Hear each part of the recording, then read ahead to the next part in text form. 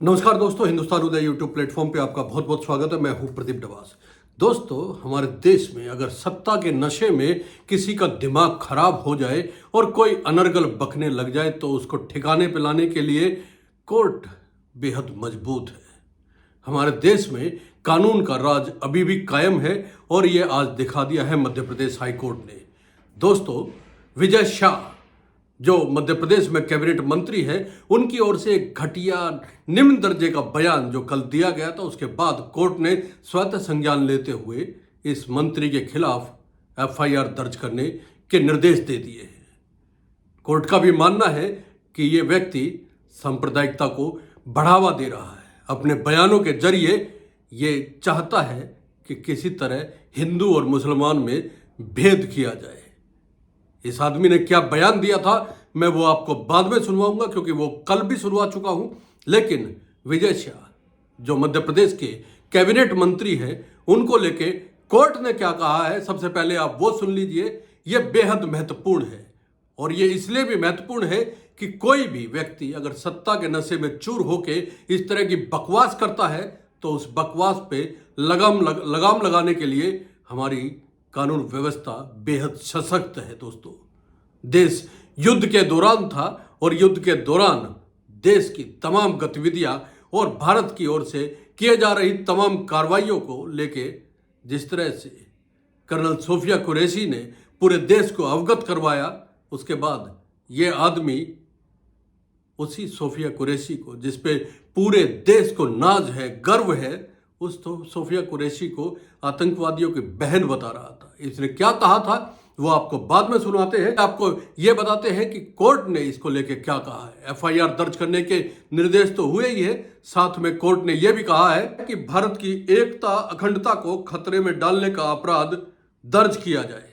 अगर एफआईआर दर्ज नहीं की जाती है तो डीजीपी पर कोर्ट की अवमानना की कार्रवाई होगी।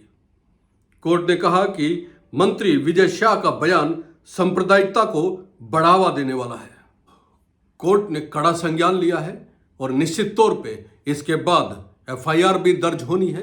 हालांकि देर शाम तक ये खबर आई थी कि डीजीपी को अभी तक कोर्ट के आदेश मिले नहीं है। डीजीपी का ये कहना है कि कोर्ट के आदेश मिलने के बाद आगे की कार्रवाई की जाएगी, लेकिन ये आगे की कार्रवाई कितनी सख्त होगी अब तो एफआईआर के बाद पता चलेगा। लेकिन यह आदमी जिसका नाम विजय शाह है, ऐसा नहीं है दोस्तों ये पहली बार इस तरह के बयान दे रहा है, ये पहली बार इस तरह की उलझुल बातें कर रहा है। इसकी आदत है, ये जानता ही नहीं है कि इसके मुंह से क्या निकल रहा है। ऑपरेशन सिंदूर के बाद ये आदमी मोदी की वाहवाही करने में इतना लीन हो गया कि उसके बाद इसको पता ही नहीं चला कि कब ये सोफिया कुरैशी और भारत की सेना में मौजूद तमाम मुस्लिम अधिकारी, जवान या महिला कर्मचारियों को यह आतंकवादियों की बहन बता गया।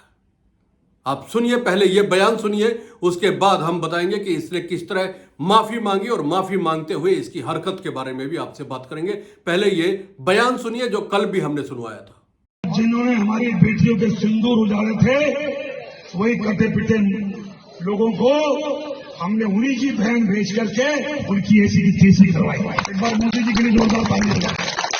उन्होंने कपड़े उतार के हमारे हिंदुओं को मारा और मोदी जी ने उनकी बहन को उनकी ऐसी की तैसी करने हमारे जहाज से उनके घर। अब मोदी जी कपड़े तो उतार नहीं सकते थे, इसलिए उनके समाज की बहन को भेजा कि तुमने हमारी बहनों को अगर विधवा किया है तो तुम्हारे समाज की बहन आके तुम्हें नंगा करके छोड़ेगी। देश का सम्मान, मान सम्मान और हमारी बहनों का सुहाग का बदला तुम्हारी जाति की, समाज की बहनों को पाकिस्तान भेज करके कोई ले सकता है। और उन्होंने कहा था। दोस्तों, इस बयान के बाद इस आदमी ने, यानी विजय शाह ने, जो कैबिनेट मंत्री है मध्य प्रदेश सरकार में, इसने माफी मांगी है। इसने कहा है कि अगर किसी संप्रदाय को या किसी धर्म विशेष को इसकी बातों से ठेस पहुंची है तो ये कई बार माफी मांगने के लिए तैयार है। लेकिन ये माफी मांगते हुए जिस तरह के ठहाके लगा रहा है, वो ठहाके सुनने के बाद लोगों के दिलों को और ठेस पहुंचती है। इसका माफीनामा जरा आप सुन लीजिए और आखिर में जिस तरह से ये बोल रहा है वो भी सुनिए। फिर भी जो चल रहा है, मैंने कहा किसी समाज और धर्म को भी अगर मेरी बातों से चोट पहुंची हो तो मैं 10 बार माफी मांगने को तैयार हूं। कांग्रेस हमलावर है, कांग्रेस कह रही है कि आपको इस्तीफा देना चाहिए। देखिए, क्या कांग्रेस के बारे में मैं कुछ भी नहीं कहना चाहता।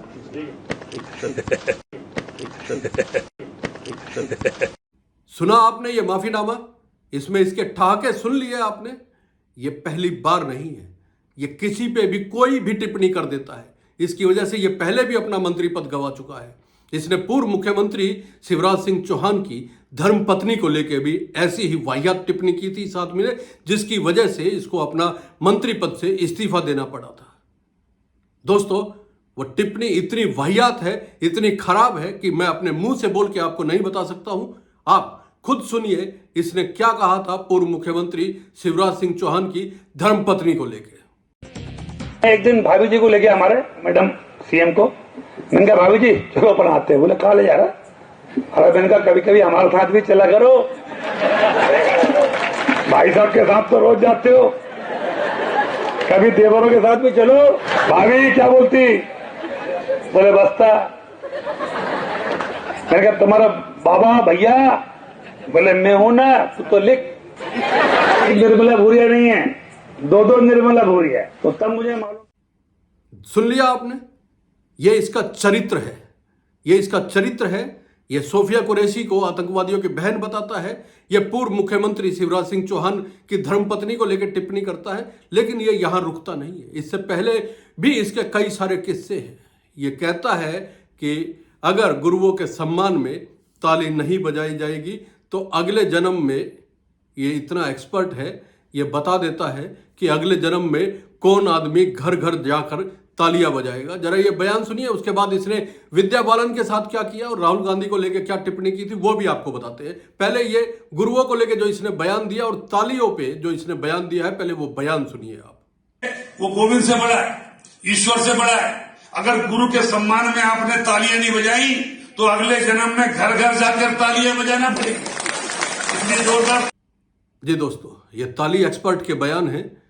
ये अगले जन्म में कौन क्या बनने वाला है ये बताने वाले विजय शाह एक्सपर्ट के बयान हैं।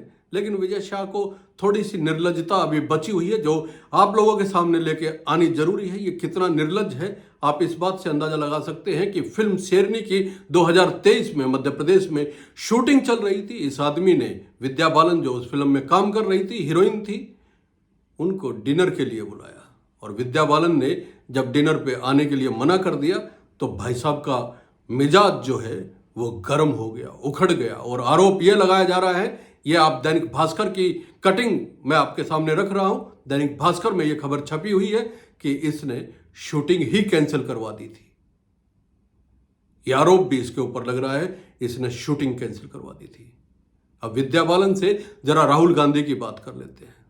दोस्तों, राहुल गांधी पे भी इस आदमी ने कम खराब टिप्पणी नहीं की है। यह आदमी कहता है कि 50-52 साल की उम्र तक अगर कोई बच्चा कुंवारा रह जाता है, कोई लड़का कुंवारा रह जाता है, तो पूछा जाता है कि लड़के में ही कोई कमी होगी। ये आप दैनिक भास्कर की कटिंग अपने स्क्रीन पे देख रहे हैं।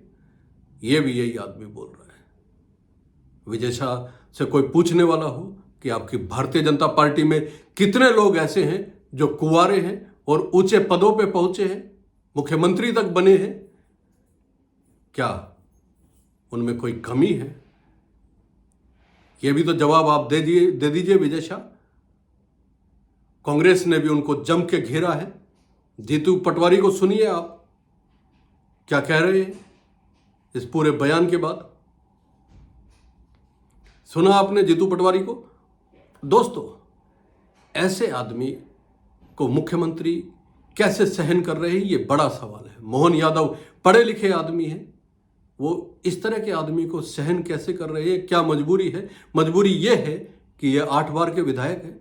मजबूरी ये है कि हो सकता है इनके साथ वोट बैंक जुड़ा हो, लेकिन इनके दिमाग में जो कुछ भरा हुआ है उसको निकालने का इंतजाम भी तो मोहन यादव को ही करना होगा। और इसका एक ही इलाज हो सकता है कि इनको चुप बिठाया जाए और इनको मंत्री पद से विदा किया जाए। ऐसे लोगों को मंत्री पद पे रहने की कम से कम मुझे नहीं लगता है कि कोई ज़रूरत है। आपका क्या मानना है दोस्तों? कमेंट करके जरूर बताइए। बहुत बहुत धन्यवाद। नमस्कार।